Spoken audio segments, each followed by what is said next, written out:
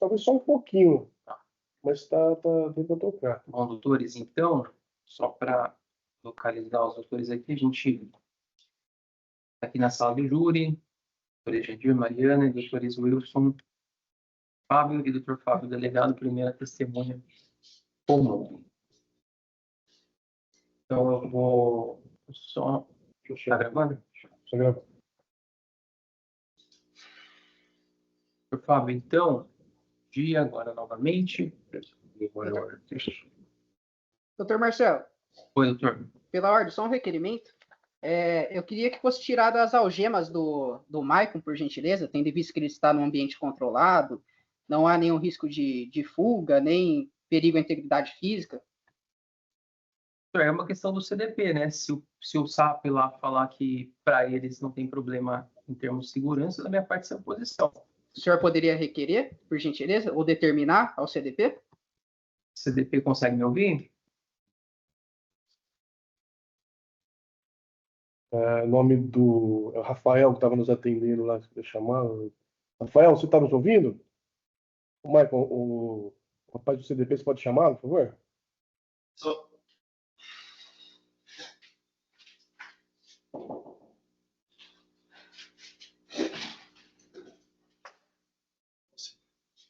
Não? Tudo bem, senhor? Bom dia. Bom dia. A defesa solicitou a retirada das algemas do acusado. Tem algum problema de ordem de segurança aí no CDP, deixar ele sem algema? Não. Se tivesse mais preso aqui, tudo bem, teria problema. Mas como é só ele, não vejo problema, não. Então, tudo bem. Se puder tirar, por gentileza.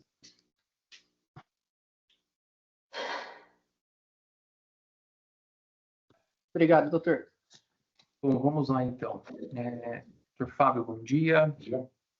Então, audiência aqui, processo crime 1594, em que é réu o senhor Maicon Antônio Salles dos Santos, vítima Vitória Regina de Souza. O senhor, então, foi indicado como testemunha comum, tá? Nessa condição de ser ouvido, tem obrigação de dizer a verdade, tudo bem? Então, doutores, tenham a palavra, podem iniciar com as perguntas. Bom dia, doutor aí também. Doutor Fábio, bom dia. Bem, doutor Fábio, como o senhor sabe, né, hoje aqui estamos para tratar do conhecido como caso Vitória. O senhor foi o delegado responsável pela investigação? Sim, falando microfonia. Peguei o caso desde o seu começo, né, tendo presidido o inquérito de portaria relatória. Portaria relatória, perfeito. O senhor pode nos descrever aí, mais ou menos, as etapas que essa investigação percorreu, até que os senhores chegassem à autoria atribuída ao acusado Michael, por favor? Vamos lá, esse foi um caso extremamente complexo no sentido de muitas variáveis envolvidas no caso. Começou com o registro de um desaparecimento, com algumas características diferenciais já pelo permeio logo de pronto das redes sociais no momento do desaparecimento da Vitória. Passado alguns dias, é localizado um corpo em uma cachoeira próxima, e se imaginou que fosse da Vitória e se constatou em inquérito autônomo que nada havia a ver, a não ser de uma coincidência. Até porque o meio em que eles residiam é um meio muito próximo e todos conhecidos de todos os envolvidos no inquérito. Mais alguns dias, o corpo da Vitória mesmo é localizado, em condições de putrefação muito adiantadas, por conta do meio em que se encontrava abandonado, né?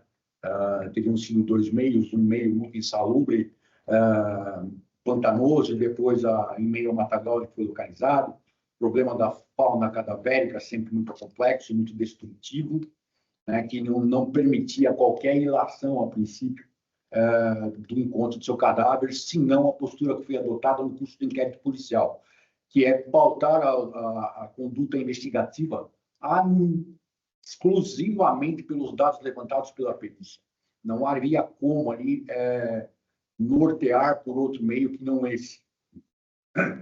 Foi um inquérito instaurado e norteado por muitos laudos complementares. A perícia química foi fundamental e que demonstrou de pronto aí quais teriam sido as condições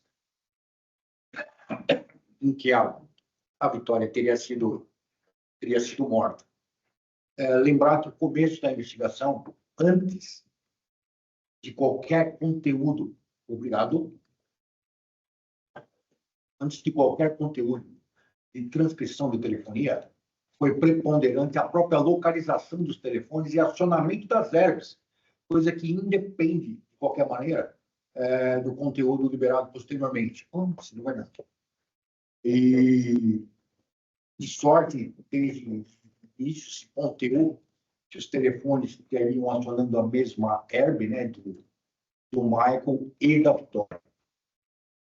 Essa investigação contou com de alguns setores da seccional, muito mais na arrecadação de eventuais testemunhas e operacionalização da instrução do que qualquer outra forma, até porque a presidência foi exclusivamente minha, já com a sinalização dada pelas testemunhas, mais os elementos objetivos trazidos pelo georreferenciamento dos telefones, a gente concluiu que efetivamente se tratava de uma possibilidade factível, pelo menos a participação do Michael, né?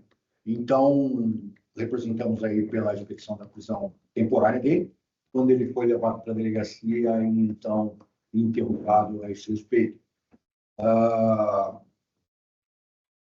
Ele teve o depoimento dele da forma como foi reduzida, né? Observados os requisitos do Código do Processo Penal, de sua interesse. Depois foi já encaminhado ao CLP até pela própria inaptidão do Centro de Movimentação de Presos de Cajamar. Feito isso, foram sendo acrescidas as provas objetivas eminentemente técnicas produzidas pelo IC, que reuniu uma equipe de notáveis. Em 30 e tantos anos de polícia, eu nunca trabalhei com uma equipe de peritos tão elaborada, tão dedicada e tão especial quanto essa que foi a que foi designada para este caso. Nós temos laudos que, dentro de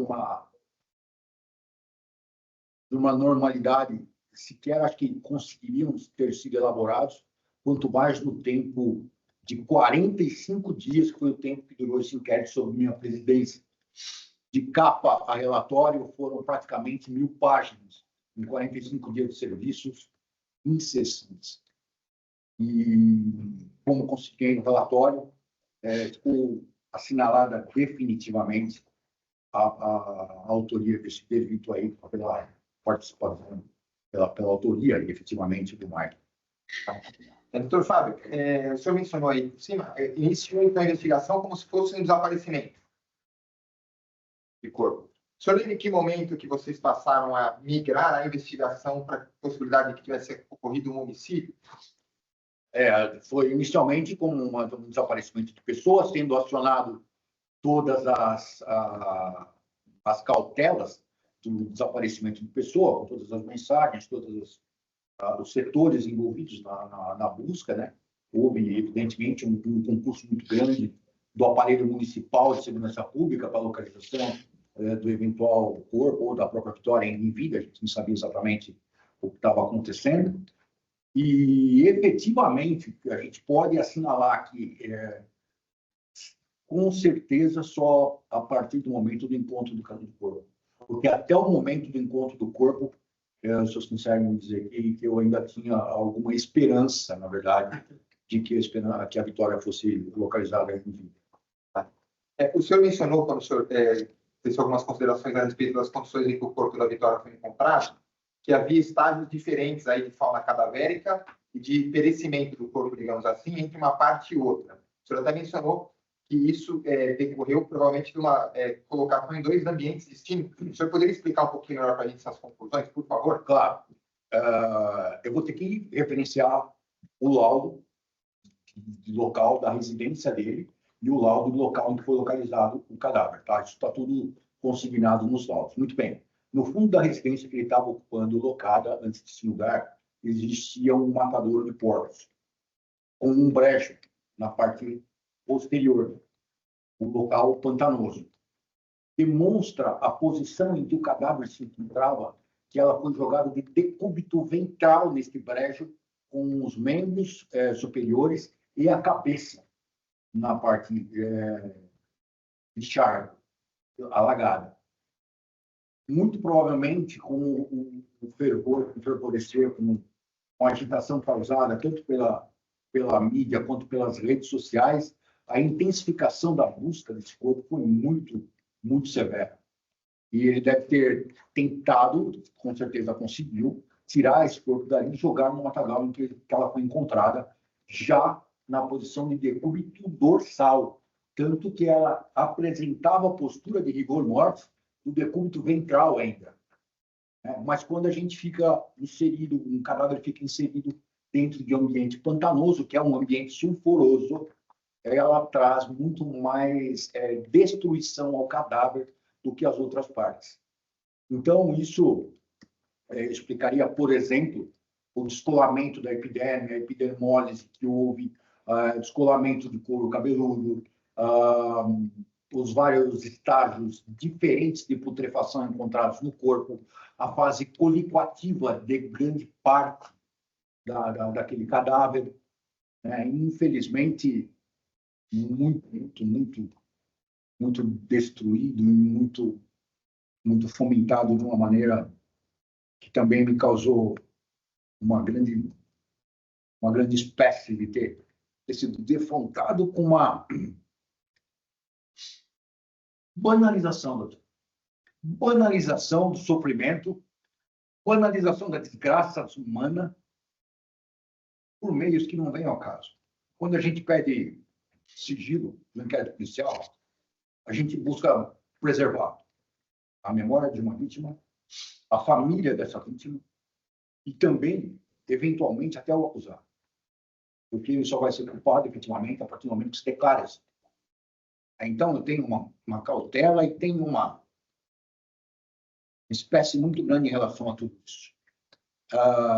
Com as diversas possibilidades proporcionadas pela clínica, nós pudemos verificar que não houve violência de ordem sexual, quer pela presença de gametas, quer pela presença do PSA, do antígeno prostático específico, que teria sido preservado mesmo naquelas condições. Essa vítima foi tomografada de corpo inteiro e elaborado um modelo 3D, mostrando todas as lesões contidas naquele corpo. Então, de fato, o êxito letal teria sido dado pela facada que teria pegado a base da aorta. Então, portanto, o choque hipovolêmico que ela deve ter sofrido, e a quantidade de sangue que se explica pelo laudo do local da residência do Michael. E a gente vai lembrar, não era um sangue fresco, era um sangue latente. O sangue latente ele não deixa marcas. E ela não pode ser simulada. Tem que haver o resíduo latente do sangue para que ele reaja com o filtro que é utilizado para a sua constatação.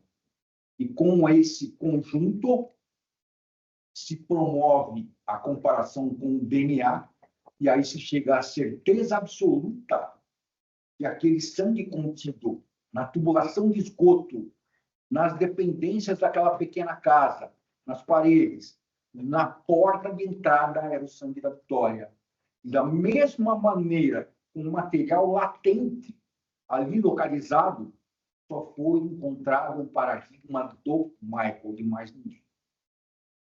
É uma marca, como os peritos atestaram nos laudos, e nas N reuniões que nós tivemos, e é impossível de simular, impossível de se remover. Então, trouxe-nos a certeza absoluta, essa condição do cadáver, de que o grande autor do homicídio era efetivamente o Michael. Doutor, do início, né, o senhor mencionou um pouquinho no início da investigação, vocês tiveram uma linha única de investigação ou tentaram todas as possibilidades até que fosse apontado efetivamente com o Michael? Toda vez que você inicia uma investigação, principalmente desaparecimento de pessoa, você não pode excluir nenhum elemento. Eu costumo, sempre que dou aula, sempre que converso a respeito, lembrar muito do Sir Arthur Conan Doyle, um Sherlock Holmes. Ele fala que tudo que não for impossível, sabe? Então você não pode excluir uma vertente por mais improvável que ela seja. É impossível, deixa ela guardada, vamos seguir. É impossível estar excluído. Então, todas as linhas possíveis foram buscadas e avaliadas. O senhor mencionou algumas evidências, então, recolhidas em favor do Michael. Basicamente, o que o senhor pode nos, assim, em resumo, nos dizer o que foi que o senhor recorda, obviamente, foi apurado em relação à participação do Michael? O senhor já mencionou que tinha DNA dele. O que mais que o senhor se recorda? Tem os elementos de ordem subjetiva que, consultando o meu relatório, se verifica que eu procurei até nem pautar a minha conclusão, o meu desfecho nesses elementos, mas, de verdade, feito em face da liberdade probatória do processo penal e da valoração de provas existentes dentro do nosso processo penal brasileiro, elas têm que ser consideradas. Todos os depoimentos que foram colhidos, as narrativas, algumas absolutamente descompromissadas, outras temidas, se verifica que as testemunhas depunham com temor, todas elas conduziam apontando para o Michael as condições da casa do Michael na noite dos fatos, em que eu não lembro exatamente quem teria falado e o quê, até porque foram feitas 10 oitivas numa tarde, numa determinada oportunidade. Eu não vou conseguir lembrar detalhes dessa natureza, mas eu sei que a vizinha temia pelo barulho que foi feito na casa do Michael, a movimentação do carro, a entrada e saída do carro com rapidez durante a madrugada, coisa que normalmente não acontecia. O outro motorista que passou com uma condução e acreditou que o carro estaria parado do lado do bar, foi meio que o palco inicial dos fatos. Depois as declarações do pessoal e dele próprio, a postura dele próprio, todos esses elementos subjetivos foram caminhando e orientando essa dedução que foi espancada, corroborada, certamente indicada aí pela coleção de provas objetivas que nós trouxemos posteriormente. Há também as questões de geolocalização, que demonstram que estavam juntos os celulares de Vitória e de Michael, que foram feitas independente de qualquer elemento de transcrição. Um ofício à operadora em face de representação judicial.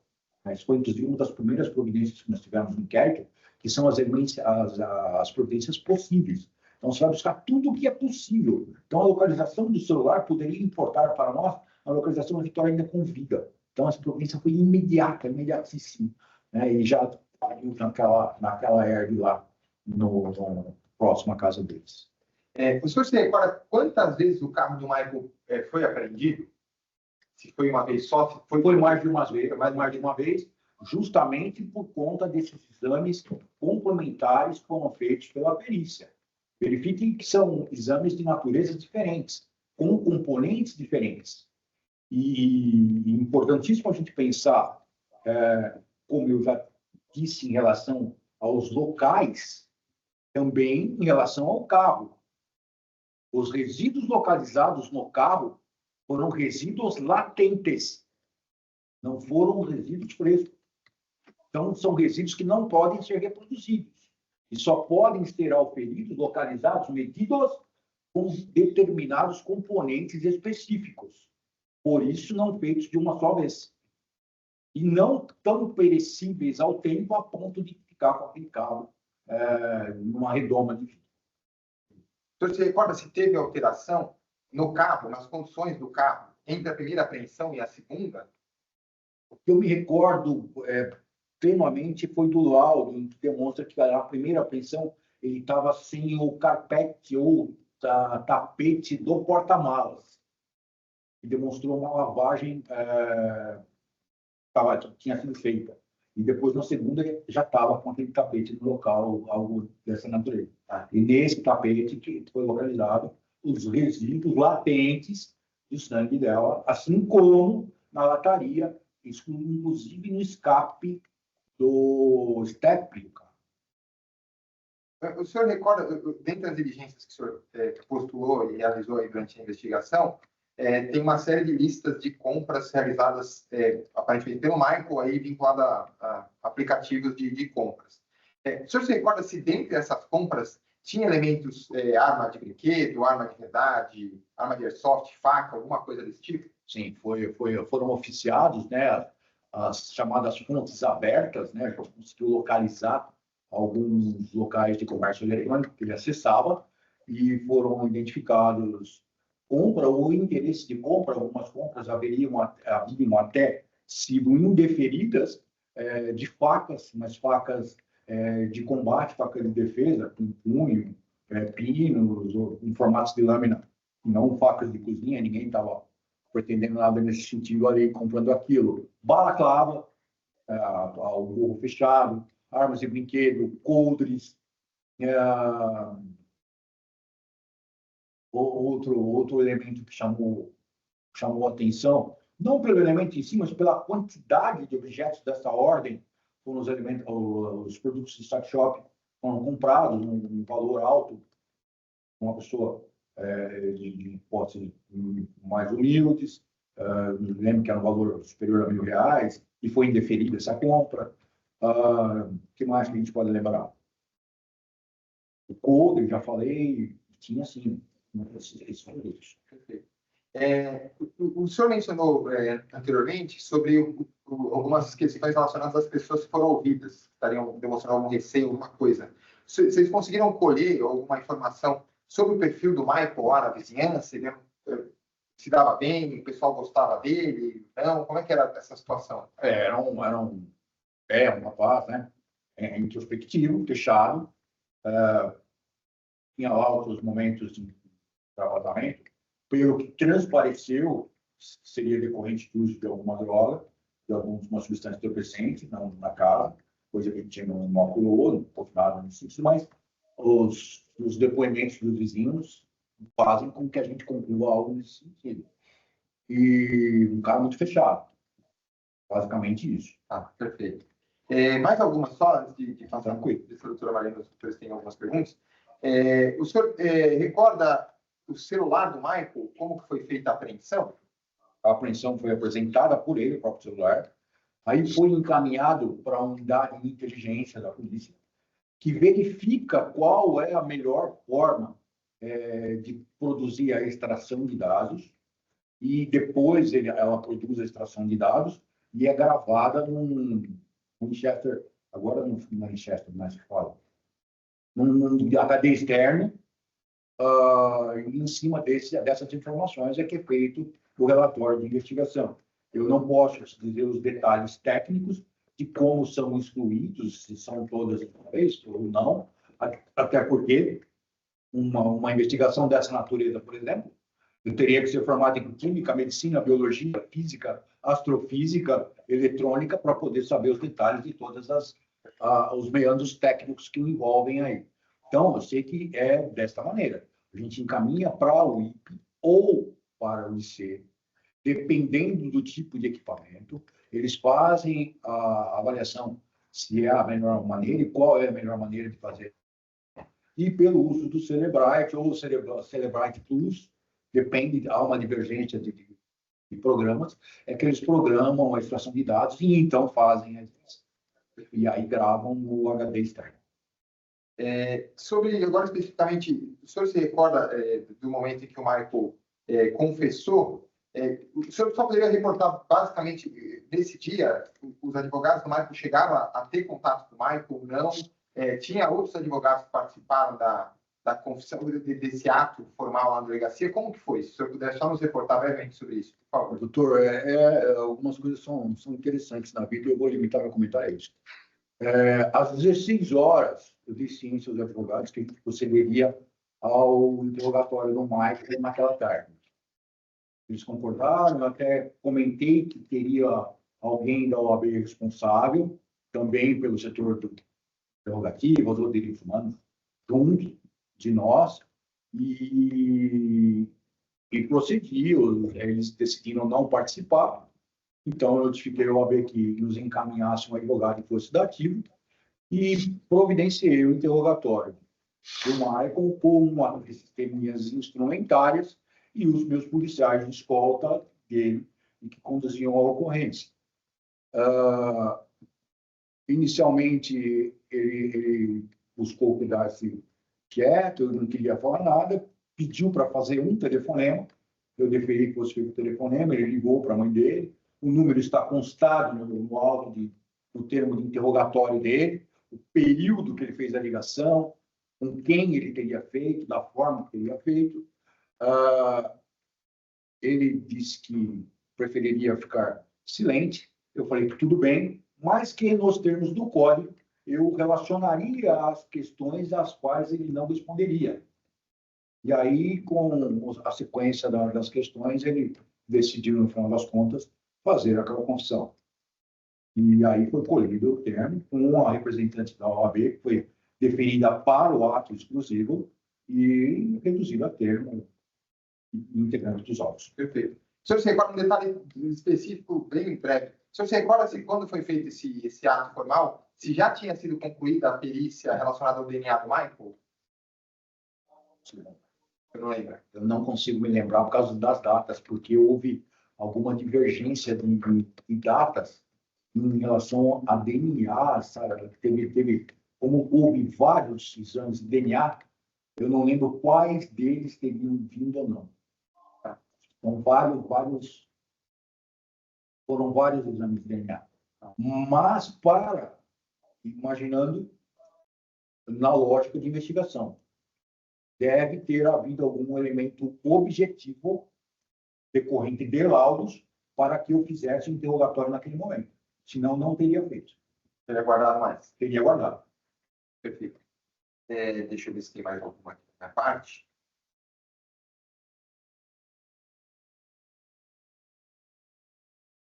Doutor Maria, alguma pergunta?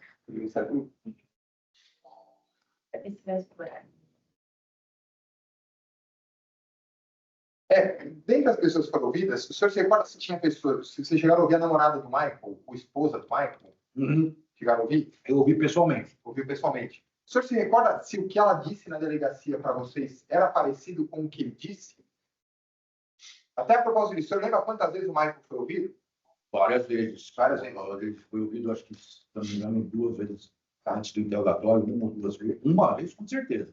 Antes do interrogatório, mas acho que foram 2 ou 3 antes do interrogatório. A esposa dele foi ouvida e apresentou uma versão muito próxima dele. Mas havia uma divergência de horário, ou uma lacuna de horário de cabeça, assim, eu não vou conseguir precisar exatamente o que é, mas foi eu próprio quem colheu o depoimento dela também, e já de pronto me chamou a atenção isso no depoimento. E nesse primeiro momento, o senhor falou que o Michael foi ouvido mais uma vez. Nesse primeiro momento, ainda, o senhor se recorda se já tinha sido encontrado o corpo ou ainda estava como desaparecimento? Não, estava como desaparecimento. Tá. E a versão do Michael, o senhor se recorda nas vezes que ele foi ouvido, se foi parecida? Se teve mudança? Houve mudança a partir do momento em que ficou factível o encontro do corpo, né? Até então, ficava sempre naquele ao redor, ficava circulando. O senhor se recorda se alguma das pessoas que foram ouvidas chegou a relatar se o Michael a abordou ou chegou a pedir para ela falar alguma coisa na delegacia, ou teria abordado ela, por que ela estaria falando dele na delegacia? Há pessoas que informaram que ele teria ligado, inclusive, e perguntado por que ele tinha falado, por que ele tinha falado dele, que ele poderia denunciar essa pessoa também. Agora, o nome eu não vou lembrar, porque muita gente não curte o espaço muito curto que tem. Entendi, não, perfeito. Essas pessoas mostravam algum receio aí? Com certeza. Tá, perfeito. Certamente. Da minha parte é só, doutor Fábio, obrigado. Doutor Mariana, você quer... Não, tá bom. Então tá bom. Da minha parte só, excelente. Obrigado. Obrigado, doutor Fábio. Tem pergunta? Pois não. Doutores, alguma pergunta na defesa? Sim, excelente. Pois não. Pode iniciar. Certo. Bom dia, doutor Fábio. Olá, doutorzão, tudo bem? Tudo bem? Manda lá. Vamos iniciar aqui. O senhor apurou por quais meios Vitória saía do trabalho e chegava em casa? Quais meios? Se era de ônibus, se o pai ia buscá-la frequentemente. Sim, teve uma questão inicial, que ela às vezes ligava para o pai ia buscá-la no ponto de ônibus, e foi, inclusive, por depoimento de testemunhas, e das próprias comunicações ali. Mas, a princípio, ela iria de ônibus e depois o pai a pegaria no ponto intermediário de ônibus, que é esse onde foi encontrado o carro dele lá, que foi referido por alguma das testemunhas. Certo. O senhor sabe informar por que naquele dia ele não foi buscá-la? Eu não me lembro exato. O pai dela, Isso. se eu não me engano, ele tinha comentado que o carro dele tinha quebrado. Isso foi confirmado também pelos meus polícias. Tá. O senhor não sabe qual o defeito, né, que tinha no carro. Aí, tá nos autos, doutor. Eu não vou conseguir lembrar, porque é como disse o doutor Jandir aqui. Foram 1000 páginas em 40 dias. É um ritmo alucinado. Certo. Se o carro ficou em alguma oficina, o senhor sabe? Sei, e foi se verificar essa informação com o pessoal da oficina. Tá, Agora, o senhor- qual de cabeça, eu não consigo me lembrar qual é a oficina. O nome o senhor não sabe. Tá Não, certo. não, tá nos autos aí. Tá certo. E o que se obteve nessa conversa lá com os funcionários? O que se obteve na conversa com os funcionários da oficina? Que o veículo teria sido levado, efetivamente. Se Certo. eu não me engano, Apenas isso. tem até... me parece que eu vi até relação de peças, se não me engano. Tá bom. Além da família da Vitória e desses funcionários, o senhor sabe se alguma outra pessoa tinha ciência que o carro do pai dela estava quebrado? Talvez um ex-namorado dela. Tá. Eu não Gustavo vou- Henrique? Bicho, por nome eu não vou arriscar a memória, porque é muita coisa, mas é um dos ex-namorados, com certeza. Tá bom. Para o senhor é só uma coincidência ela ter desaparecido no dia que o carro estava quebrado.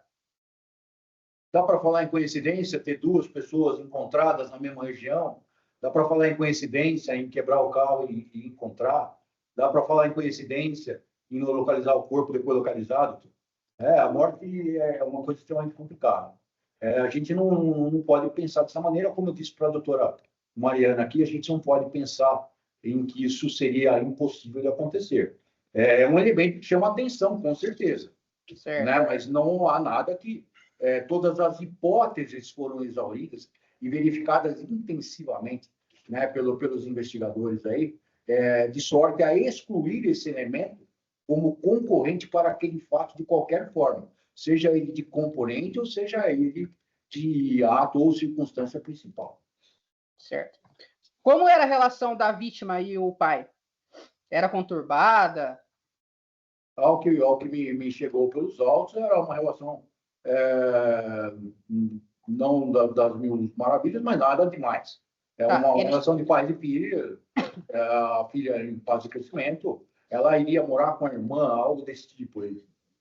Agora, o que exatamente, não posso dizer. Tá. O pai chegou a ser considerado um suspeito na investigação? Doutor, vamos no que está nos autos. Ele foi, o que eu disse novamente, tudo que não é impossível é investigado. Todas as partes ouvidas foram averiguadas e verificadas.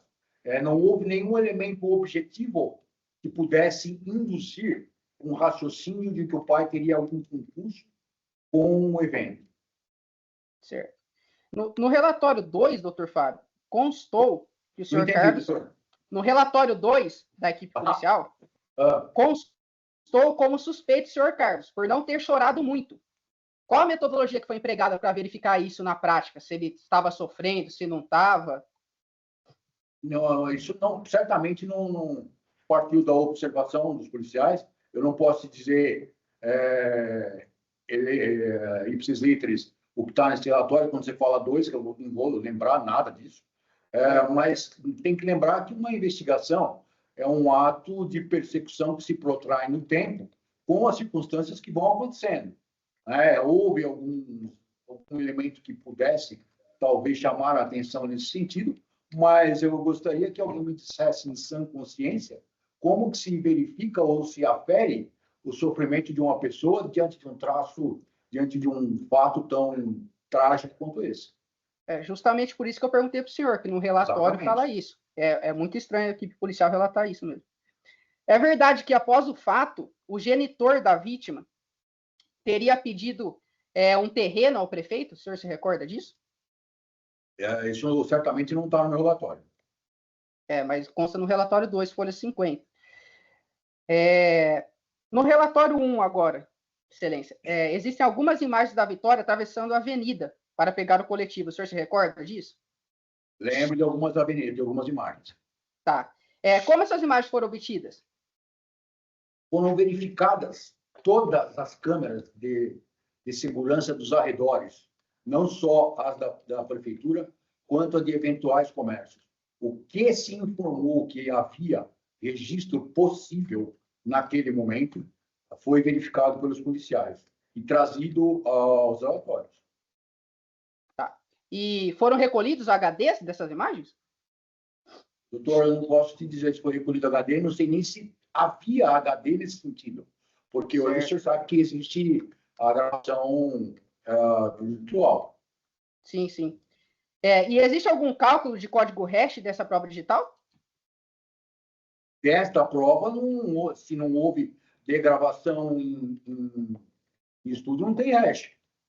Tá. As imagens foram enviadas ao Instituto de Criminalística? Não, foram elementos informativos. Certo. O senhor chegou a expedir o Imagens ofício... do relatório de investigação, doutor. Tá? Certo. O senhor expediu o ofício a Urubupungá, que era a dona dos ônibus, né, daí, no sentido de obter as imagens internas dos coletivos? Provavelmente. Provavelmente. O senhor lembra da resposta desses ofícios? Se tinha câmera, não? Impossível. Não Certo. consigo lembrar. Próximo à Guarda Municipal, que várias testemunhas desembarcaram ali. O senhor solicitou a imagem daquelas câmeras? Sim. Sim. Por que elas não vieram aos autos? Porque não haviam, porque as imagens de coleta de câmeras de monitoramento da cidade não são imagens estáticas, são imagens de busca. E então, não foi localizado nada que fosse relativo ou compatível com o que a gente procurava. Certo. E na rua que Vitória morava, existiam câmeras? O senhor se recorda? Não, doutor, não recordo. Não recordo. Tá. Até porque o bairro lá era um bairro muito, muito humilde, muito pouco urbanizado. Certo. E os prints relativos à conversa entre Vitória e Gabriela, a amiga dela? Como que foram obtidos esses prints? Foram encaminhados pela Gabriela, não posso reportar, não me recordo. Tá. E não existe nenhum documento de cadeia de custódia a respeito disso? Dos prints?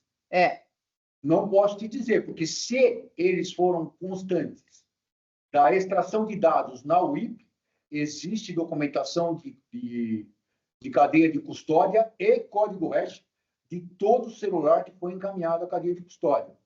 Agora, esse print em específico foi circulado também em 1 milhão de redes sociais aí e chegou até também por mãos da própria Gabriela, salvo engano, no começo das investigações. Mas, posteriormente, essas provas que foram definitivas em relação à extração de dados foram encaminhadas à unidade de inteligência do DEMACRO para que fossem extraídos da forma processual. Certo. O senhor se recorda do Gustavo Vinícius? Dois Gustavos, qualquer um, qualquer outro. Tá. Um que iria buscá-la no trabalho naquele dia. Doutor, eu não me lembro exatamente dos detalhes dessa conversa, porque eu não sei se ele iria buscá-la ou se ela teria cogitado dele buscá-la, já que o carro do pai estava quebrado, algo nesse sentido. Tá bom. E o senhor apurou o motivo pelo qual ele não foi? Nesse possível acordo que eles tinham? Está constando no depoimento dele, eu não lembro exatamente o que foi que ele alegou. Tá certo. Mas que, de fato, foi ratificado pela... Porque, salvo engano, implicou uma outra pessoa e essa pessoa também teria sido ouvida. Tá certo. No processo, Excelência, existe dados de geolocalização desse Gustavo com a Vitória, né? É possível dizer que eles se encontraram naquela semana? O senhor sabe dizer isso? Na semana? Eu não me recordo. Eu lembro que existem esses dados, sim, que eles são confrontados nos autos, mas agora, se foi na semana, 10, 15 dias antes, eu não consigo lembrar.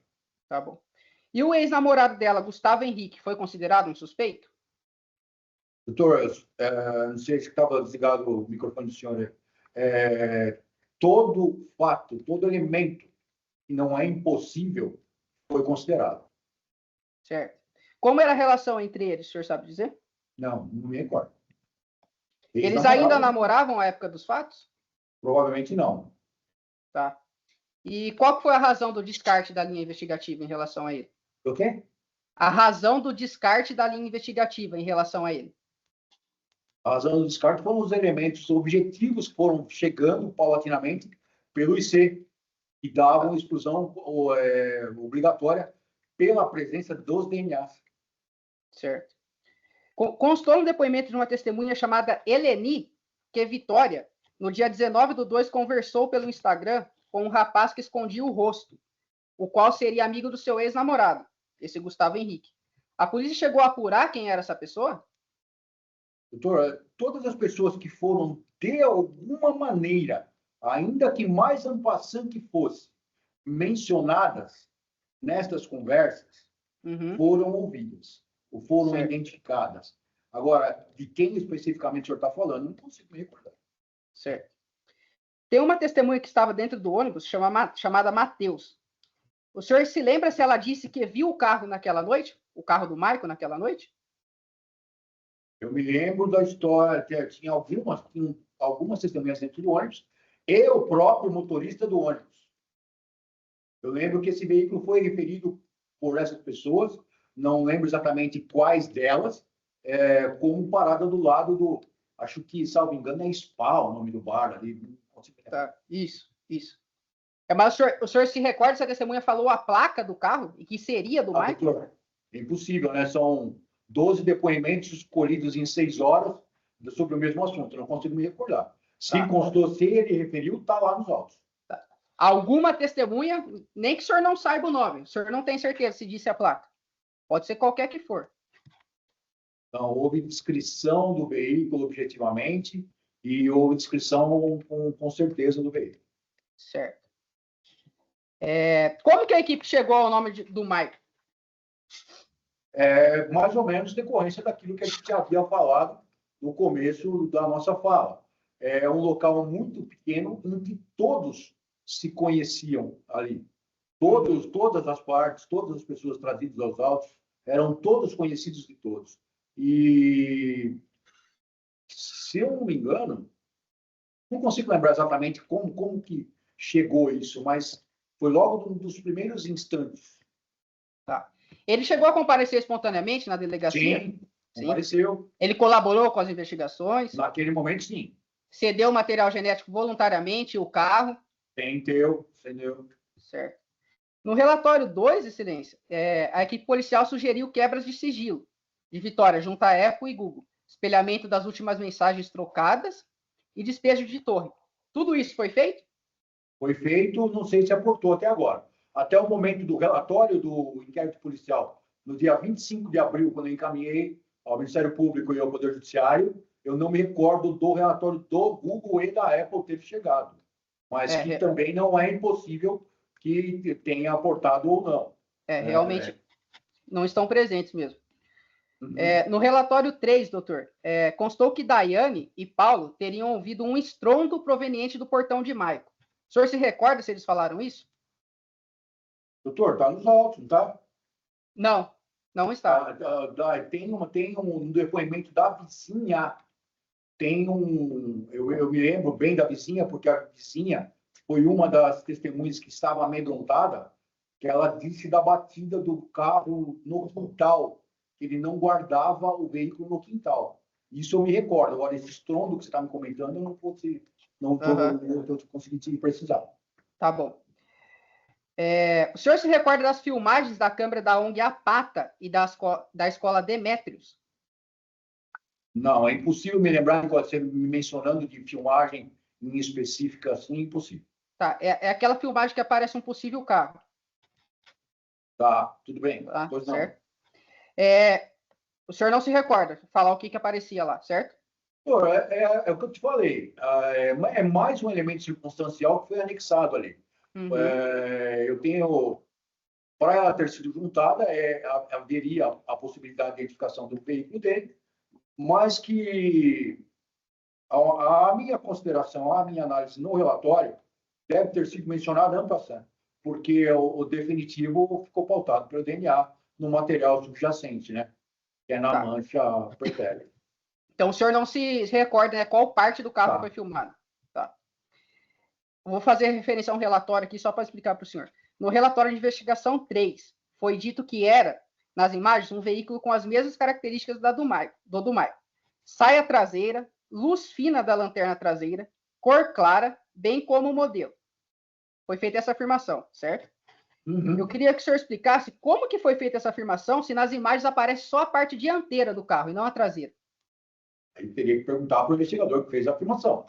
Ah, será Provavelmente ele deve ter algum elemento que ele conseguiu verificar a lanterna dessa maneira. Ou a lateral do veículo. Não esqueça que o carro, o modelo do veículo, permite a constatação pela sua lateral de como seria a lanterna traseira e o perfil posterior, final, esquerdo e direito. Agora, como ele conclui isso, é o raciocínio do investigador. O senhor sabe como essas imagens foram obtidas? Foi por HD? Não sei.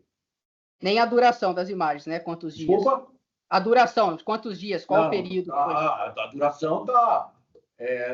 hoje, dificilmente você vai encontrar qualquer equipamento de gravação de imagens, seja digital, seja físico, que perdure por muito tempo, né? Então, até uma das dificuldades de obtenção de imagens, não só nesse caso, como qualquer caso de investigação, é que as imagens têm curta duração. Tá. Por que no processo só foi disponibilizado parte do vídeo e apenas um deles? Porque provavelmente deve ter sido o único que foi disponível. Tá. O senhor sabe se há laudo dessas imagens? Provavelmente não. O laudo de imagem, provavelmente não.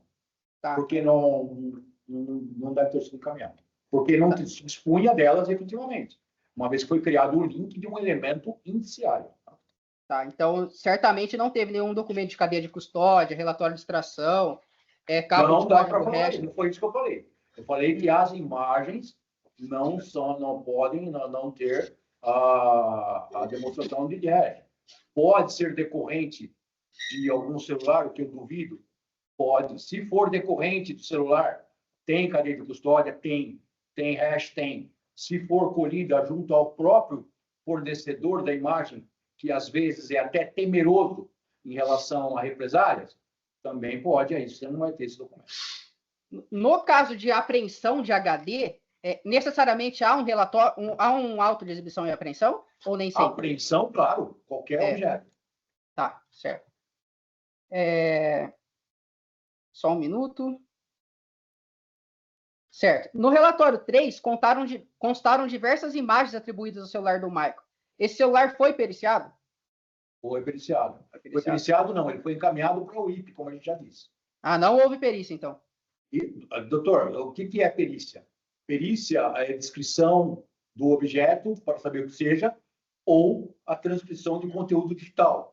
Como que se faz esse tipo de periciamento? Ou pelo IC, ou pela unidade de inteligência do departamento que está vinculado, ou a unidade de inteligência central da polícia, que é o DIPOL, dependendo do tipo de programa necessário à quebra do celular, se Cellebrite ou Cellebrite Plus.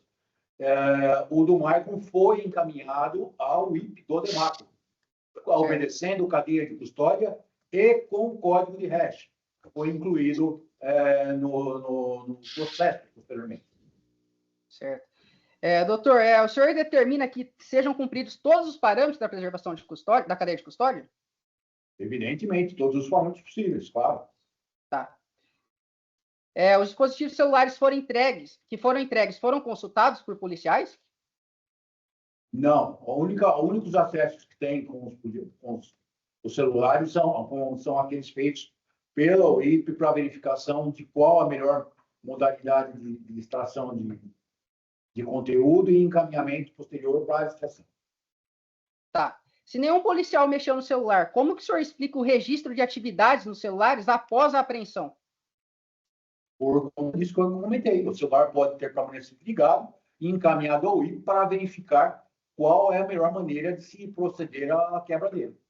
Certo. Os telefones foram lacrados, todos? Todos em lacre. tem um Tá. constante número do lacre. De esse celular ter sido manipulado de forma indevida pelo local que o senhor enviou? Jamais. Jamais. Certo. Foram encaminhados para o Demacro, né? Segundo o senhor Isso. disse aí. Tá. Departamento de Inteligência do Departamento do Demacro São Paulo. Tá. O senhor autorizou que os lacres fossem rompidos pelo Demacro? Obrigatoriamente tem que ser rompidos, eles mencionam isso. Tá. Então não foi feito por um perito oficial do Instituto de Criminalística, né? Esses celulares nunca foram para lá, só foram para o Demacro. O Departamento de Inteligência. Certo. Quando o senhor recebeu os celulares de volta e começou a analisar os dispositivos, alguém da Demacro conversou com o senhor informando que havia um registro de utilização dos celulares após a apreensão deles? O que há no telefone não é informado pessoalmente. O que há no telefone é informado no relatório de quebra com conteúdo, que é gravado num HD externo e, inclusive, está apreendido nos autos. Tá. O senhor pessoalmente chegou a mexer em algum dos celulares? Eu não mexo em celular, até porque não tenho conhecimento técnico para isso. Certo, certo. Em qual local os dispositivos permanecem hoje? Eles já foram devolvidos? Estão custodiados ainda? Aqueles que não tiveram correlação com o fato foram restituídos e os que têm relação com o fato estão apreendidos. Tá. Não houve nenhuma autorização judicial para devolução, né? Não, porque não havia relação com o fato. Tá. O correto, excelência, não seria o envio para o Instituto de Criminalística ao invés do Demacro? Você está perguntando para mim ou para o doutor? Não, perguntando para o senhor mesmo, doutor. Para mim, não. Existe hoje uma normatização dentro do IC, inclusive, em que não se faz mais a extração de dados no IC. Não se produz mais laudo de extração de dados no IC. Se faz a extração via Cellebrite, ou Cellebrite Premium ou Plus, e quem se faz nas unidades de inteligência possíveis para aquele momento, seja DPOL, Demacro, DECAP, DEIC e DENARC, ou o IC eventualmente. Mas não há mais a transcrição em laudo. Certo.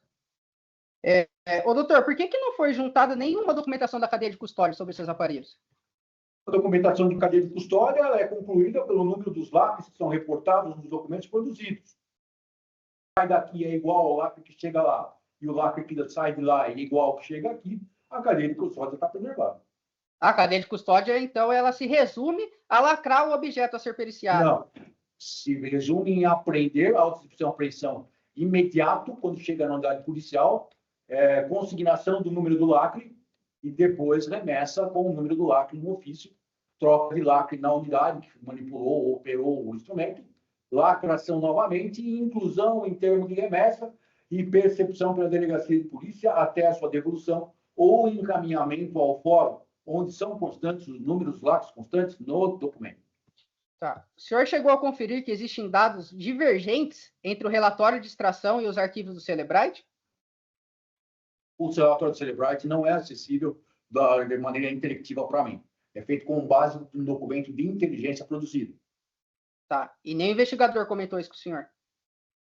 O que for comentado foi o que está constante dos relatórios de investigação. Tá.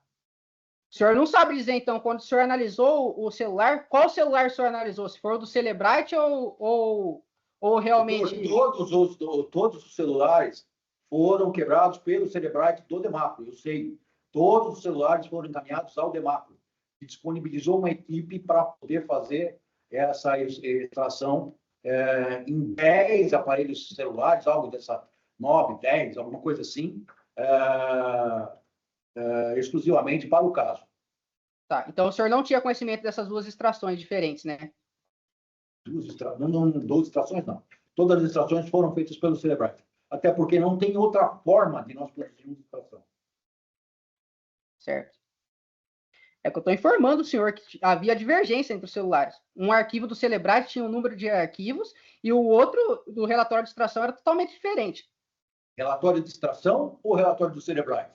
Relatório de inteligência ou relatório do Cellebrite? Relatório de raste ou relatório do Cellebrite? Relatório de racha a gente nem teve acesso, doutor, que não foi juntado. Então não vai, o senhor vai ter. Então quebrou a cadeia de custódia, né? Exato. Não quebrou. Quebrou. Foi encaminhado para o processo. Sim. O senhor entende que a apresentação da cadeia de custódia é importante? Olha, o funcionário público ele tem presunção de legitimidade de seus atos. Claro Uhum. que é importante dentro do conceito de legalidade que nós temos hoje. Senão não Uhum. teria sido implementado no processo penal. Certo.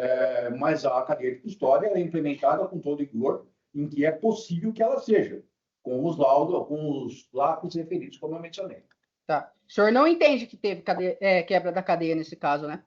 De maneira alguma. Tá. Mesmo sem a juntada do relatório hash, dos códigos hash. O Hash. relatório do hash foi encaminhado ao processo, está juntado os autos. Só um minuto.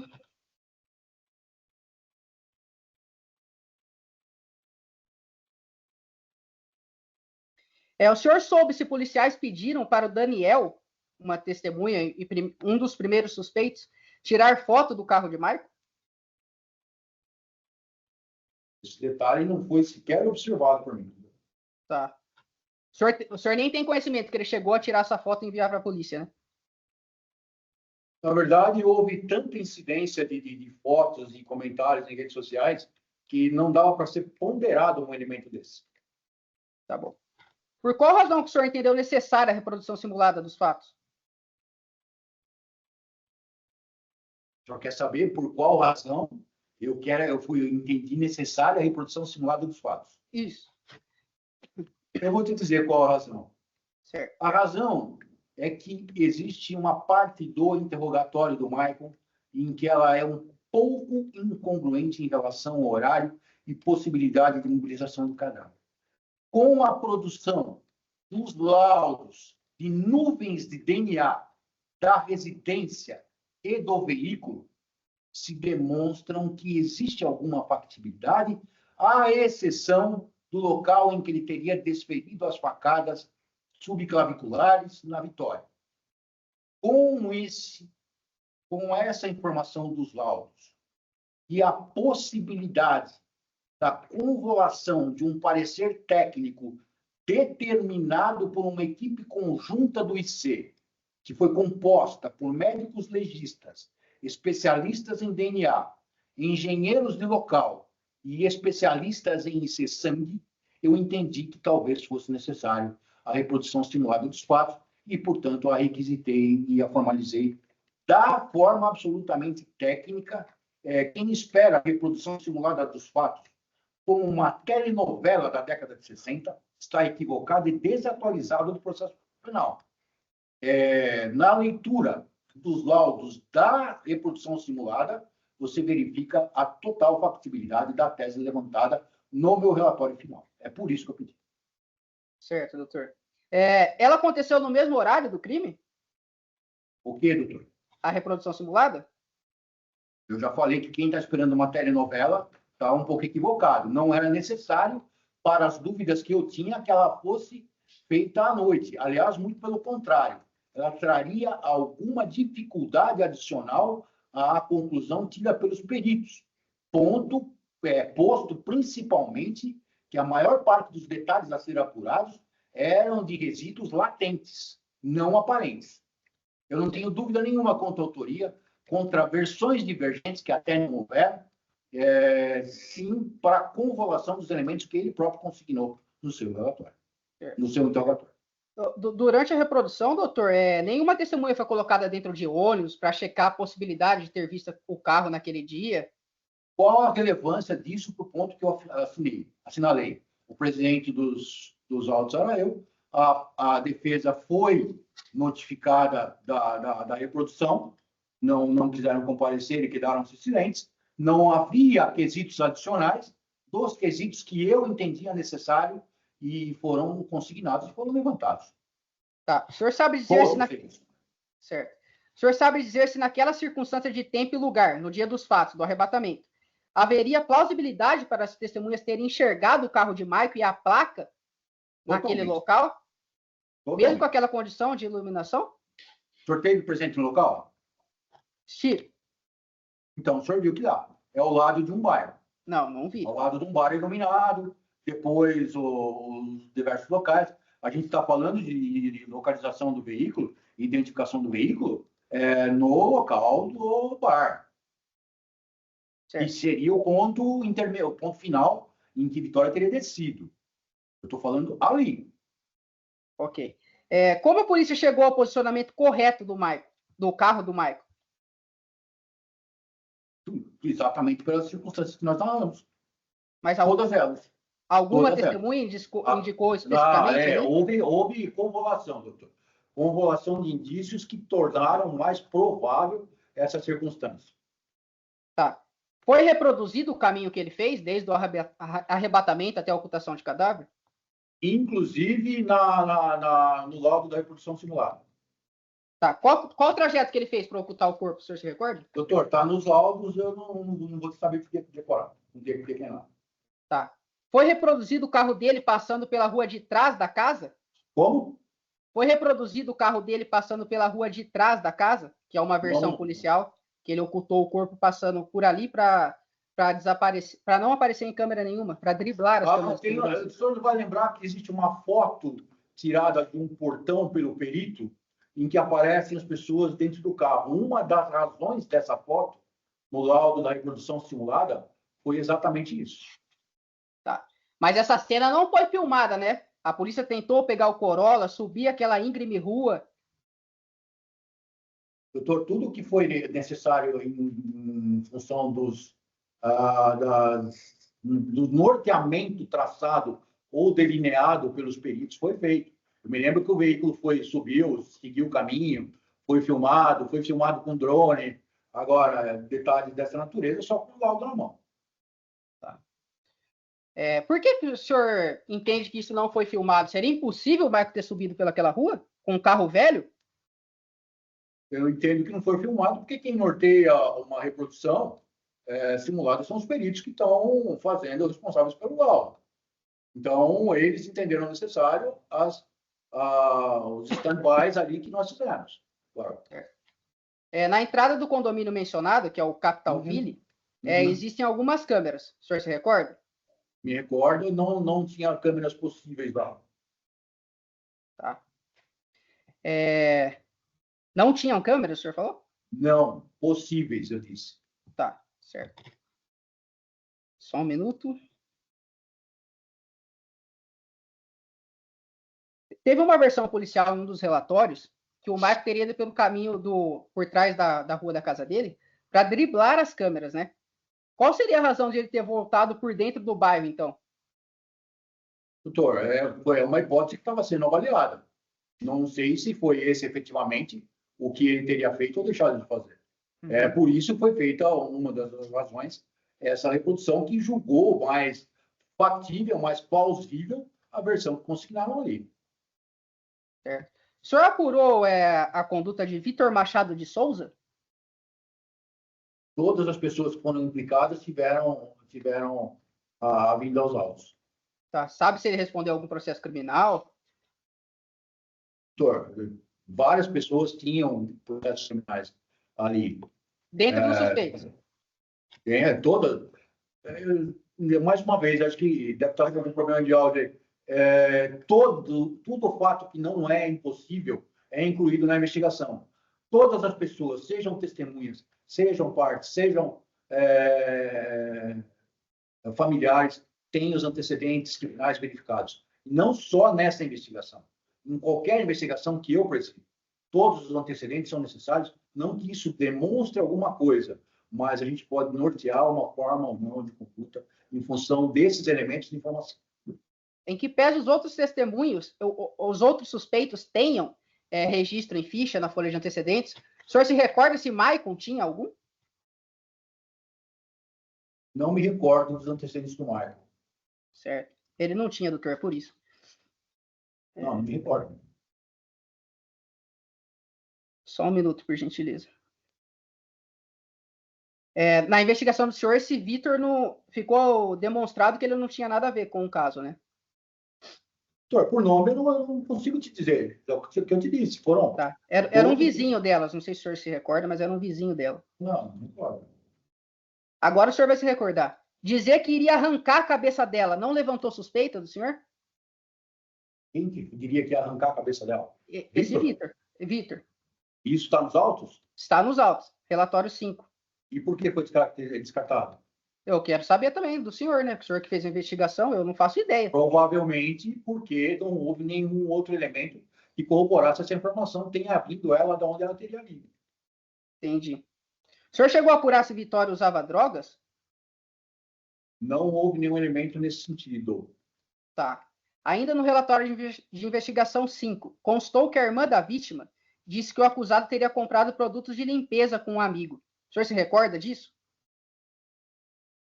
Me recordo. Por que não constou em nenhum depoimento? Apenas no relatório. Porque não houve nenhuma outra demonstração disso, que houve alguma compra efetiva do produto. Senão não teria sido devolvido, não teria sido simplesmente mencionado, seria sido juntado e ouvido dos fornecedores. Tá bom. O senhor não sabe o nome desse amigo, né, que a irmã relatou? De cabeça não vou lembrar. Tá.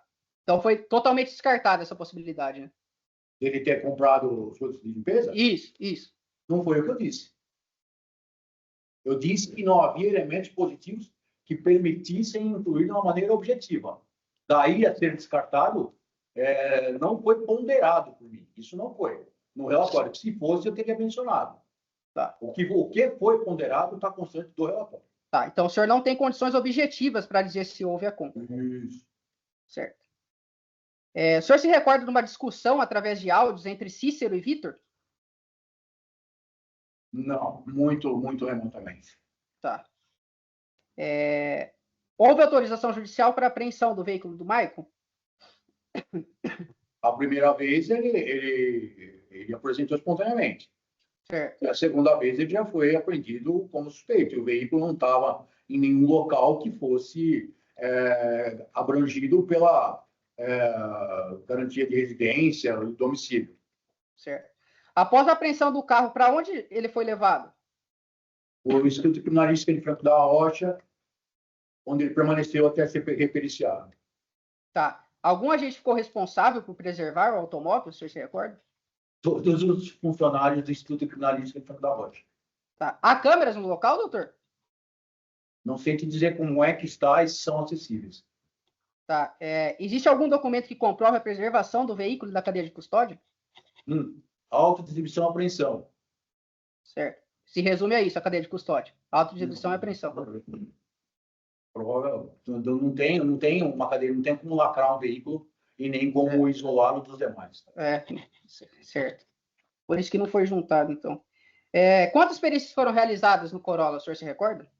Eu falei que várias, não sei quantas exatamente. Não me lembro quantas exatamente. É comum ter várias perícias no mesmo objeto? Pode ser, desde que sejam necessários elementos diferenciais em cada perícia, como reagentes, filtros para fotografia, peritos específicos, pode ser sim. Tá. E na casa do Michael, o senhor se recorda quantas perícias? Também, mesma coisa. Tá. Houve isolamento do local desde o início? Sim. Da casa? Também teve um policial lá responsável por preservar o local? Não, foi responsável dentro desse conceito de isolamento do área. Tá bom. Cadeia de custódia também nenhuma documentação? Não, e eu queria... eu estou imaginando como que eu posso me aperfeiçoar para eu aprender a trabalhar para garantir a cadeia de custódia de um resíduo latente. Mas eu vou tentar produzir alguma coisa nesse sentido. Doutrina ensina. A doutrina ensina. Ensina. O senhor sabe se entre o trabalho dos peritos, ou até mesmo antes deles, alguns repórteres entraram na casa? Não posso dizer. Certo. Como que o senhor explica a ausência de sangue ou material genético de Vitória na primeira perícia e seu estranho aparecimento em pequena quantidade nas subsequentes? Doutor, eu falei resíduo latente. Eu falei necessidade de reagente. Eu falei de filtros óticos. Acho que não caiu.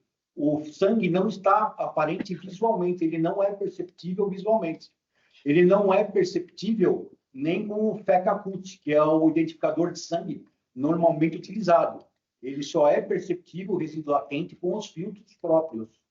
É por isso que na primeira perícia não tem. E nas demais perícias existe aquela nuvem de substância hematóide e nuvem de substância de DNA. É por conta dos filtros específicos que foram trazidos para essas novas periciamentos. Tá. Houve alguma outra linha de investigação, fora as que o senhor mencionou aqui? Não. Não. Tá. Todos os celulares foram apreendidos ao término dos depoimentos? No momento dessa apreensão, eu prossegui a grande parte da apreensão ao término. Agora, não sei se todos ou não. Tá. Após receber a senha, os policiais tentaram desbloquear o aparelho? Provavelmente não, justamente pelos motivos que nós conversamos. Tá certo. E, inclusive, nos depoimentos que eu levei a termo, quando eu fiz a oitiva das testemunhas, eu consignava a senha, fazia o mapa da senha e lacrava junto com o celular. Certo. Durante as investigações, alguns atos foram realizados pela Delegacia de Franco da Rocha e outros pela de Cajamar. Não. Atos mínimos, como busca de testemunhas, nenhum ato de percepção objetiva foi desenvolvido por ninguém que não seja da minha equipe.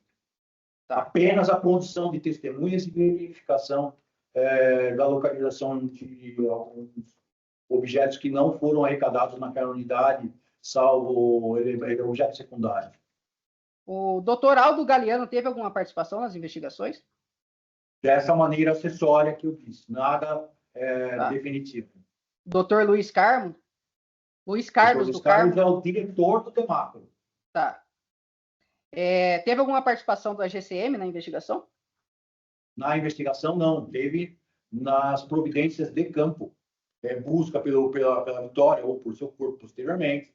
Eventualmente, necessidade de escolta ou custódia ou escoltamento. Nesse sentido, investigação, não. Tá. O senhor soube se os guardas municipais solicitaram câmeras pelo bairro? Podem ter solicitado. Certo. Em que local o senhor aponta que Vitória teria sido morta? Na minha opinião, na casa. Tá. Considerando o sangue encontrado apenas no batente da porta do banheiro e o ferimento fatal, é possível que a morte tenha se dado no interior mesmo? O senhor acredita mesmo assim? Com aquele pouco de sangue? Doutor, o senhor observou bem o laudo de verificação do interior da residência? Sim. Existia uma nuvem, eu falei, de elementos de DNA e de elementos hematóides na sala, no quarto, na tubulação da cozinha, uma quantidade incrível de substância hematóide latente, que foi verificado pelos filtros posteriores. Então, não é uma pouca quantidade. Uma mancha foi, sim, encontrada no batente da porta, mas também foi nas portas do banheiro, no interior da sala, no interior da própria cozinha e na tubulação de esgoto da cozinha. Tá. O Dr. Luiz Carlos disse em entrevista coletiva que Vitória teria sido morta no carro. É comum ter essa divergência? Não há divergência, doutor. Se o senhor for buscar as informações, e o presidente dos feitos sou eu, quem assina de portaria relatório e inquérito sou eu, em nenhum momento há alguma coisa nesse sentido. É uma hipótese que foi considerada naquele momento em que aquela coletiva foi acentuada e era consoante exatamente ao depoimento de Maicon. E uma das razões pelas quais eu pedi a reconstituição foi exatamente essa também. Porque não era possível que ela tivesse sido esfaqueada dentro de uma subclávica, dentro de um veículo. E aquele veículo tivesse assim. Ainda que ele tivesse sido lavado dentro de um tanque, ele ia remanescer produto ali. Certo. Vou fazer algumas perguntas sobre o interrogatório agora, tá bom, doutor? Pode. Vamos lá. Quem é Glória Franco? Glória Franco é a advogada seguida pela OAB ante a recusa dos patronos terem acompanhado. Ela tem envolvimento com a política local? Não, ela já foi procuradora da antiga prefeitura aposentada, não tem relação com a atual. O senhor sabe dizer se ela já foi candidata a vereadora? Foi em momentos passados. Tá. Ela apoiou a campanha do atual prefeito, o senhor sabe dizer? Não. Não. O senhor a seguia nas redes sociais e ela segue o senhor também?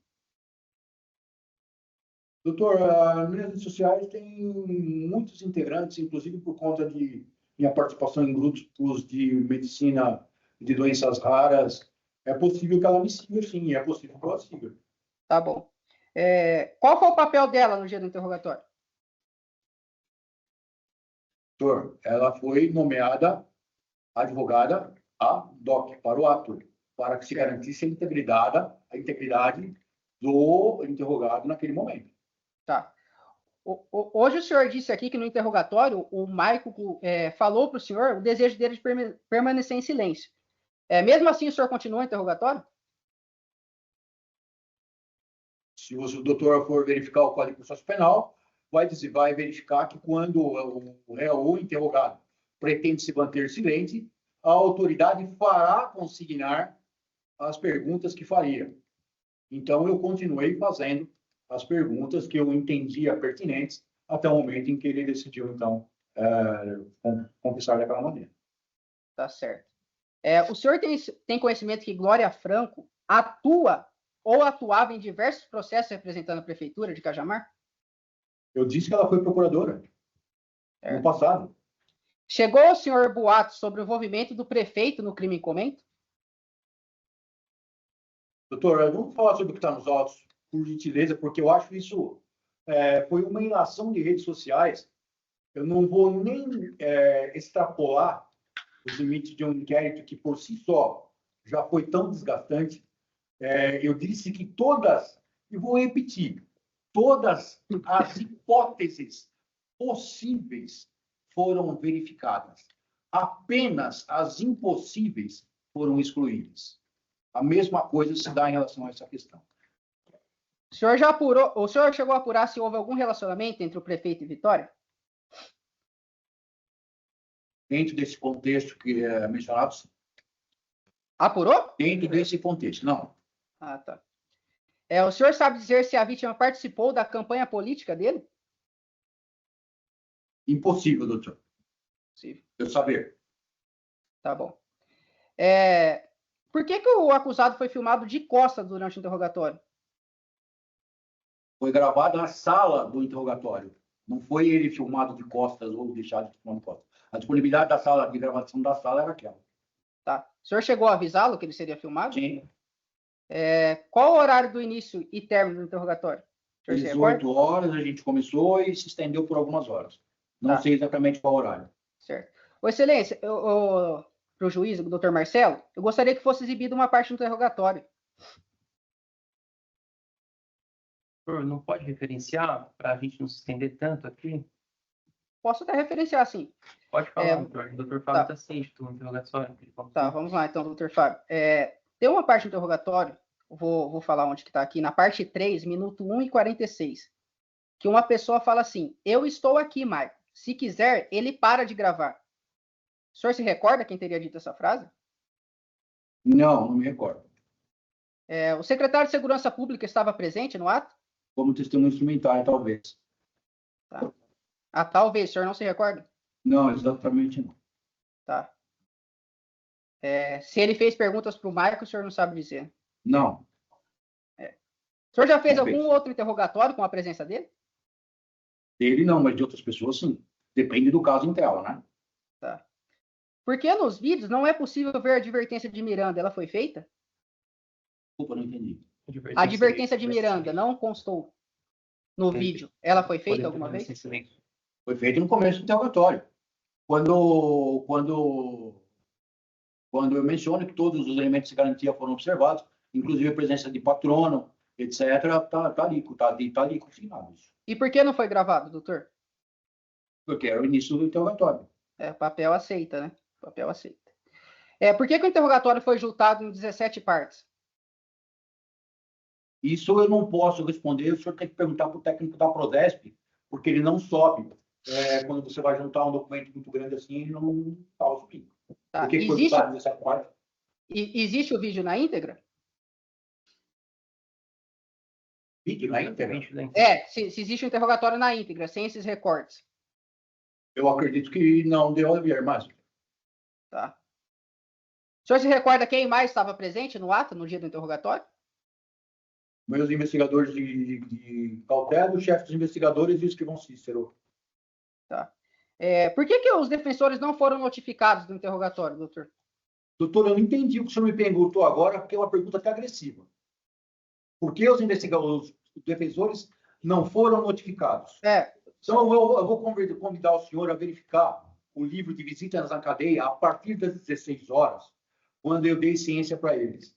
Eu vou convidar o senhor a verificar com o pessoal do Tribunal de Prerrogativas da OAB, aqui de Cajamar e de São Paulo, quais foram as circunstâncias em que eles foram notificados no interrogatório. E eu vou convidar o senhor a verificar depois quais foram as decorrências disso daí. Eles foram notificados a partir das 15 horas. E, o senhor tem algum... pessoalmente, Pode falar, doutor. tirando o registro em livro, registro pela ordem, relatório da ordem, infelizmente eu não tenho documentos sobre isso. O relatório da ordem indica que nós sabíamos do interrogatório ou que nós estávamos presentes para visitar o cliente? São coisas diferentes, né? Aí o relatório não chegou, não está em minhas mãos. Ah, exatamente, nem nas minhas, né? Porque não existiu isso. Doutor, como está. quem solicitou a comissão... Doutor, pela ordem, essa questão aí... Exatamente, também isso aí. Falar que ele seria interrogado.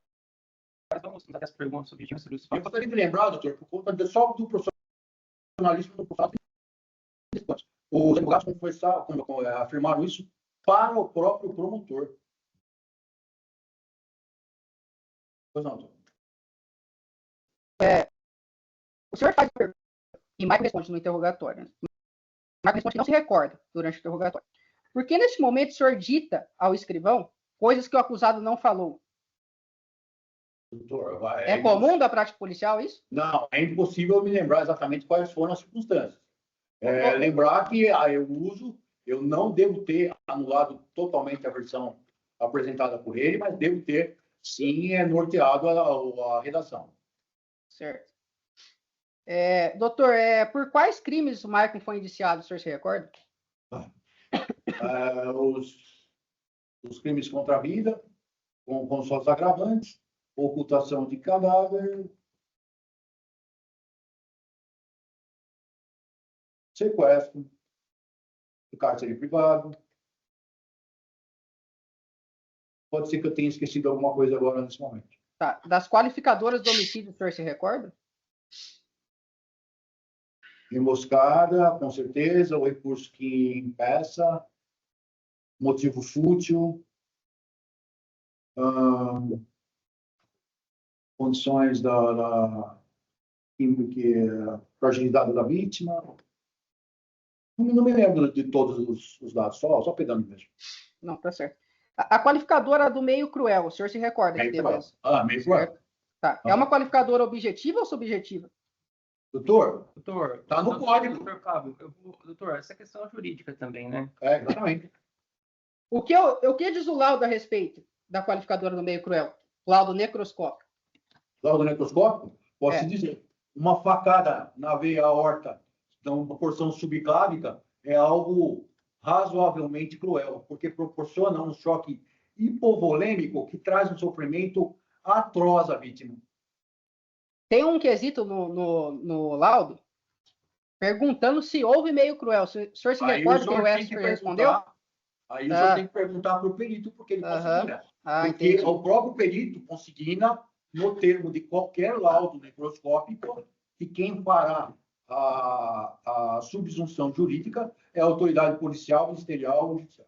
Certo. Quando o perito diz prejudicado, significa que houve meio cruel? Não significa que houve, mas não significa que não houve. Tá ele certo. não pode dizer em face exatamente da aplicação, da necessária aplicação da ponderação jurídica a respeito de uma matéria, que é eminentemente objetiva, que ele proporciona no laudo. Se ele inferisse algo dessa natureza, certamente acarretaria alguma irregularidade no laudo. Constou também no relatório do senhor o motivo torpe. O senhor se recorda como chegou a essa conclusão? Motivo torpe ou fútil, por conta da banalidade do feito. Esse é o motivo? A banalidade do feito?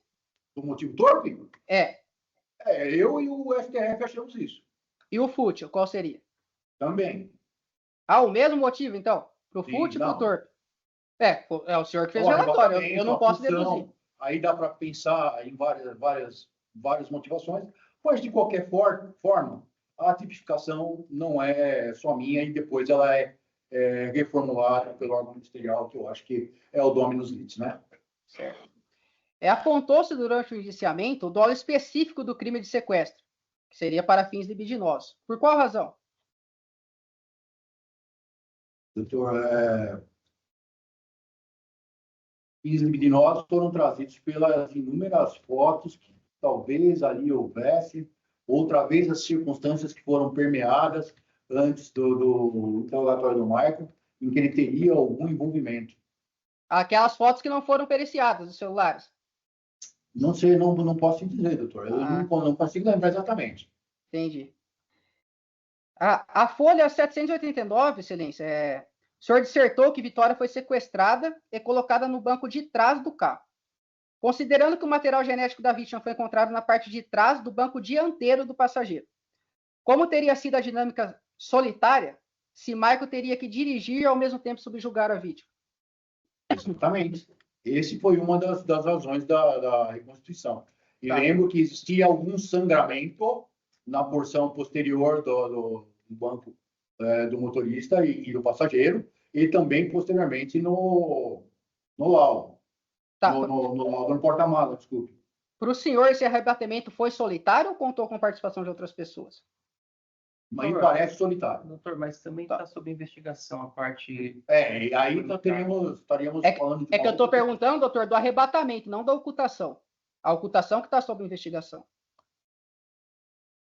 Existe alguma evidência que, de fato, houve a incineração dos pertences de Vitória? Tirando os resíduos encontrados ali. Tá.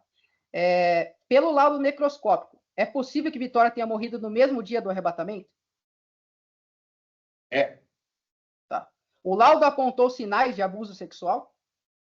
Não, já falei. Tá. Houve algum exame para identificar material genético do acusado sob as unhas da vítima?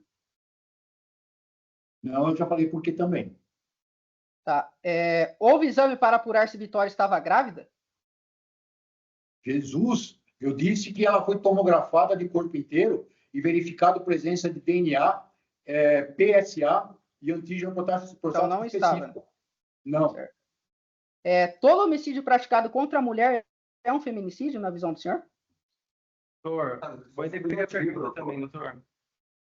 Eu dou aula de processo penal, doutor, de segunda e quarta, se quiser. Precisa responder. Doutor, pode seguir. O senhor fez constar que não entendia pela caracterização de feminicídio. Por quê? Doutor, É a mesma questão jurídica, né? Não é a mesma pergunta, excelência. Não é a mesma pergunta. Antes eu perguntei a Doutor, diferença. Eu estou fazendo pergunta objetiva do que constou no relatório dele. Com o indiciamento. Denunciou ele por feminicídio. Isso é uma questão jurídica. Já está nos autos. Mas eu quero entender, na visão da polícia, por que não é um A feminicídio? minha perspectiva não é um feminicídio, porque talvez não fosse olhar. O fato dela ser mulher não é determinante específica para que ela fosse morta. Se ele tivesse uma fixação por uma pessoa do sexo masculino e fosse feito um ato bárbaro como foi, seria homicídio. Não decorre de companheirio, não decorre de nenhum elemento que sugere que a condição de mulher tenha sido determinante para a prática do ato letal. Por isso. É isso mesmo, doutor. O senhor segue com essa convicção? Não entendi. O senhor segue com a mesma convicção? Sempre. Certo. Quanto à ocultação, pode-se chegar à conclusão de que Vitória teria sido arrastada pela trilha em que ela foi deixada?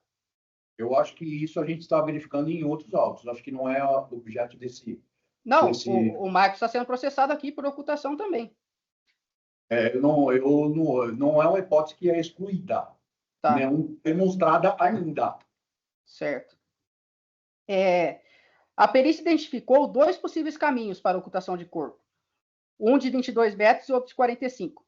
Considerando as distâncias e os obstáculos, o senhor sustenta que uma única pessoa seria capaz de fazer isso? É possível. Certo. O cabelo da vítima foi raspado?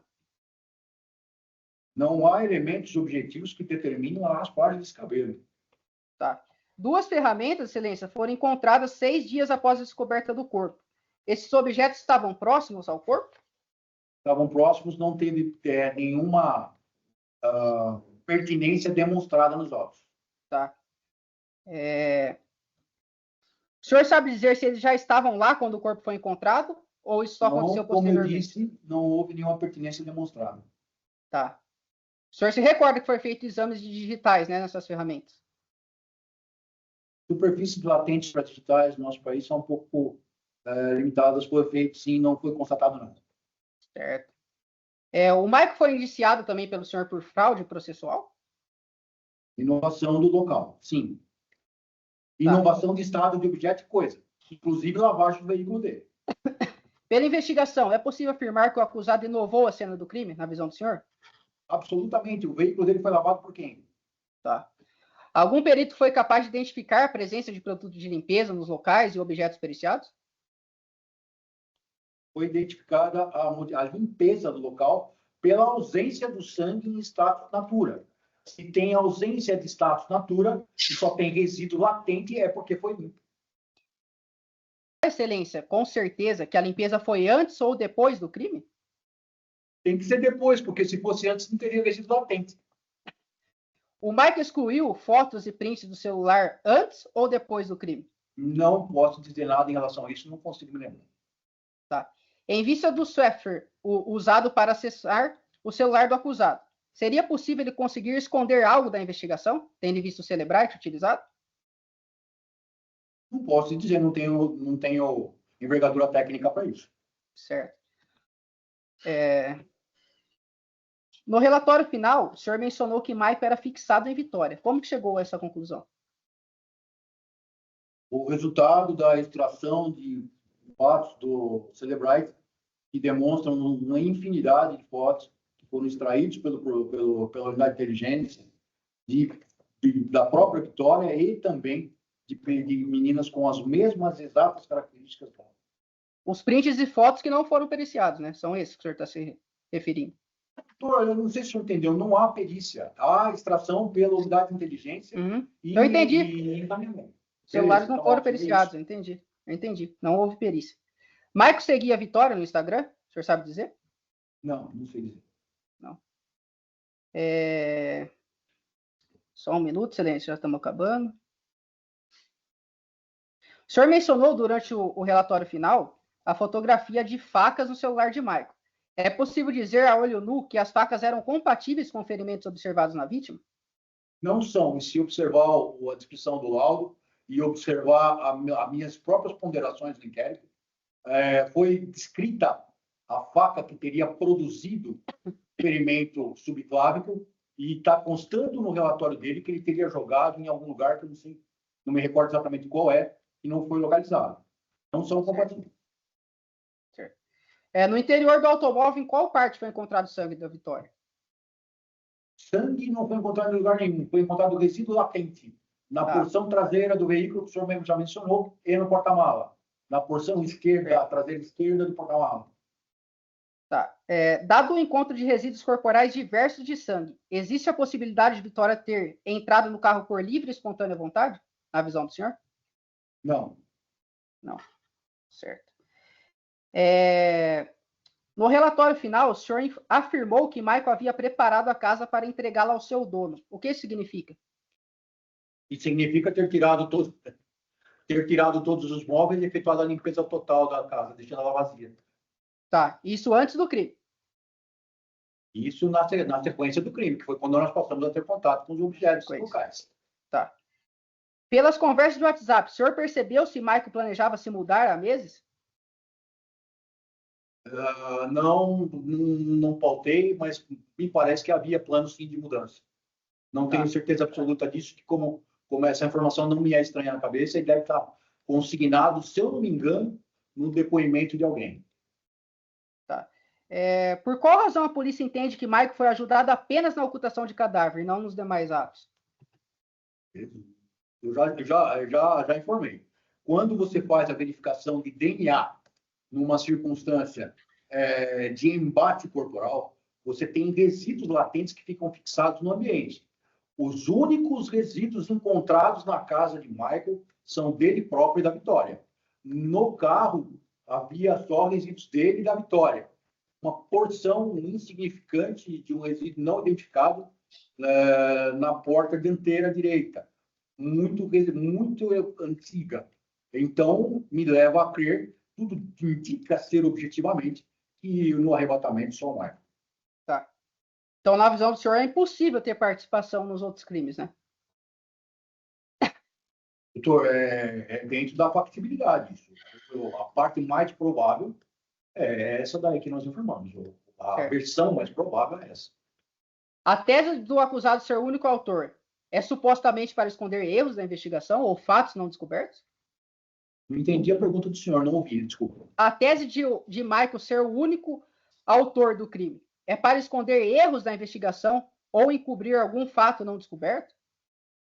Na verdade, a gente está trabalhando em cima de laudos objetivos. Se a gente trabalha em laudos objetivos, a gente não tem erros, porque são feitos, inclusive, por instituições diferentes pertencentes à Secretaria de Segurança Pública. Não há como eu falar de erros em cima de uma investigação por decorrente de laudos de um Instituto Criminalístico. O acusado conseguiu realizar a compra de uma balaclava pelo Mercado Livre? Ou a compra foi cancelada? Esse é um dos produtos que deve ter sido cancelado.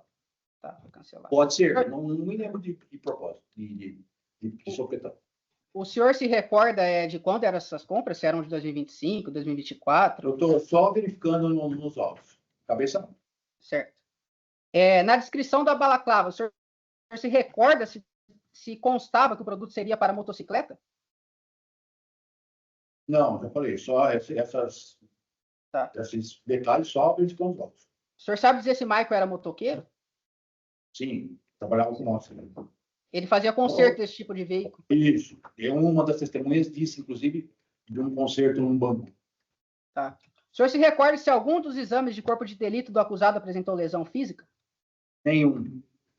Certo. Ah, não. Nenhum, não. Existia uma lesão pretérita no braço esquerdo, que foi constatada assim. Tá. Qual a conclusão que o senhor chegou quanto à motivação do crime? Por qual razão?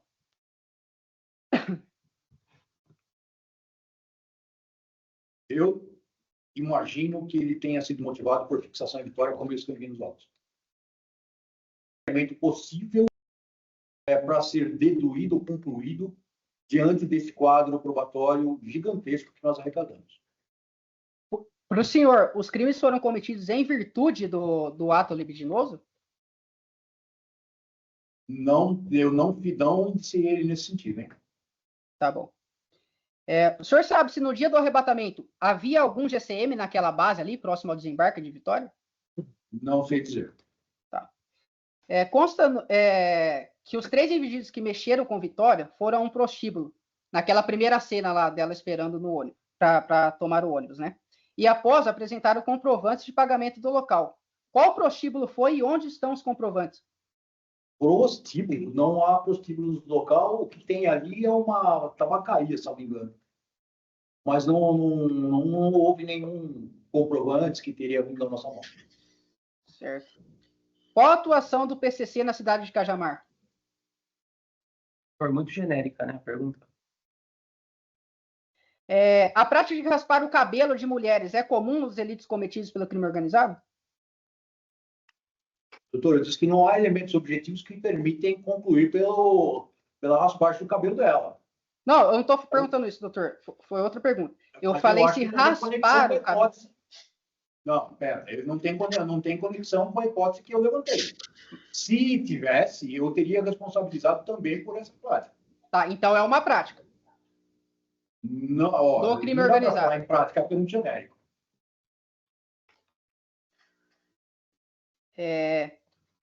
O cabelo estava desprendido do corpo, isso é possível falar?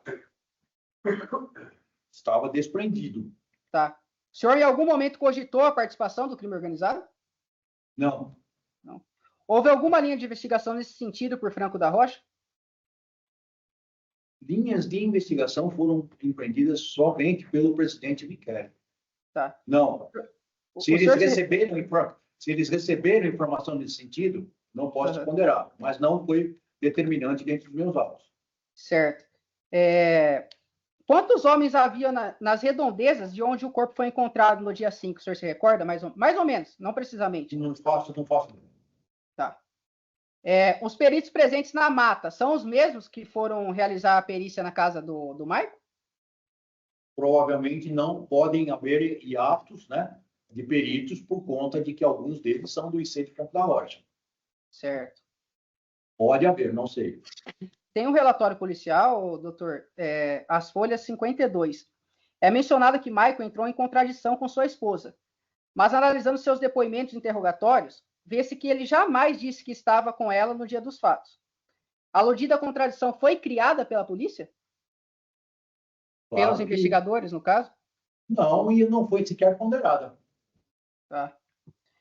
Durante a investigação, o senhor citou que Maicon teria problemas psicológicos. Por quê? Por sua postura na fase de interrogatório, no momento de sua oitiva, e eu falar que ele tem problema psicológico, eu estou achando que o senhor está sendo um pouco dado, porque eu não devo ter falado isso. E eu não seria leviano o suficiente de fazer isso sem algum indício objetivo que fosse constatado por perito. Se o senhor me perguntar se eu pedi avaliação psicológica do possível autor em decorrência de modelos comportamentais que ele apresentava, isso sim. Mas eu afirmar que ele teria problemas, não. O senhor acredita ainda que ele seja um stalker? Eu não acho sequer que isso seja relevante. Mas o senhor poderia responder a minha pergunta, por gentileza? Stalker, do conceito de se ele seguiu Vitória, sim. Stalker, no sentido de se ele for um contumaz perseguidor, não há elementos que possam concluir para isso. Tá, doutor Fábio, uma última pergunta. Por que Guilherme da Silva Lima, integrante do ônibus que Vitória esteve, não foi ouvido na delegacia de polícia? Não sei te responder quem é Guilherme. Tá bom. Tá certo, então. Muito obrigado, doutor Fábio. Foi um prazer falar com o senhor mais uma vez. Boa tarde. Devolvo a palavra, excelência. Então, obrigado pela participação do senhor.